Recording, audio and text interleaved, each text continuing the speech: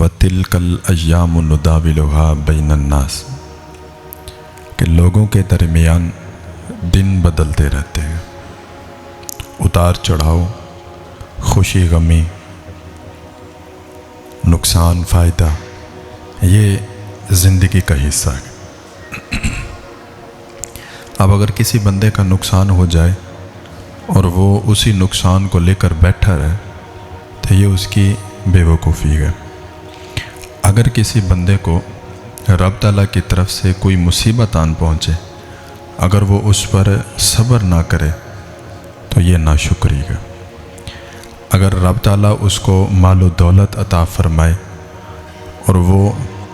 رب تعالیٰ کے راستے میں اس کو خرچ نہ کرے تو یہ بخل ہے۔ تو مطلب جیسے سورج صبح نکلتا ہے، شام کو جب غروب ہوتا ہے تو ہر جگہ پر سایہ پڑتا ہے، کبھی سایہ اس دیوار پہ، کبھی سایہ اس دیوار پہ۔ تو جیسے سورج کی روشنی ہر جگہ پڑتی ہے اور سائے بدلتے رہتے ہیں، ڈھلتے رہتے ہیں، بے عین ہی اسی طرح انسان کی زندگی میں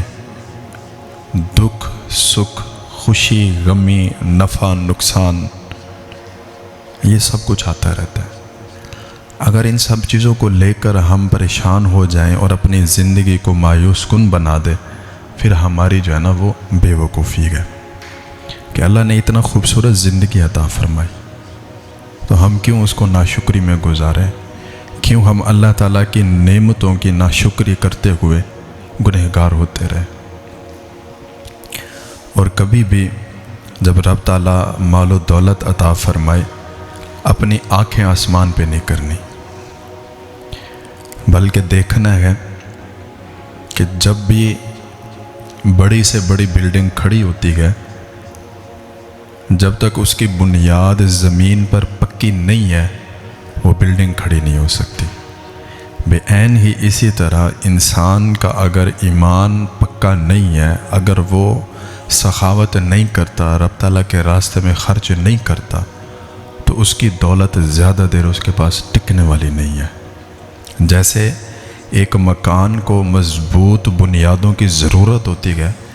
ویسے ہی مالدار انسان کے لیے یہ ضروری ہے کہ وہ اپنے مال سے رب تعالیٰ کے راستے میں خرچ کرتا رہے، پھر رب تعالیٰ اس کو زیادہ دیتا ہے، 10 دنیا میں 70 آخرت میں۔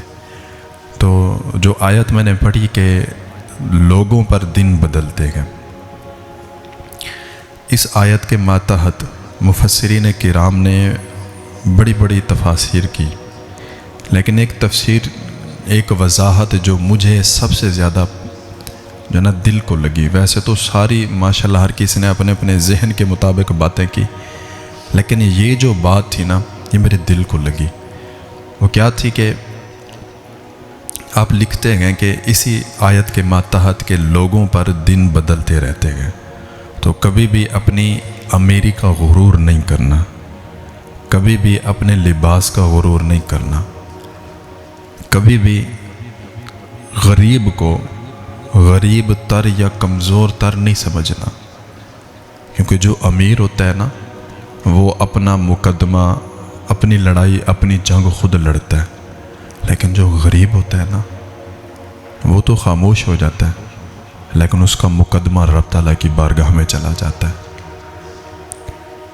تو غریبوں کی آہ سے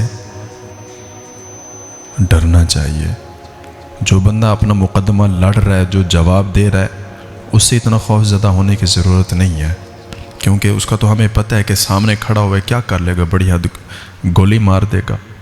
یا بڑی حد جینا مشکل کر دے گا، اس کے علاوہ تو اور کچھ نہیں کر سکتا نا، سب سے بڑی اور آخری بات مار ڈالے گا۔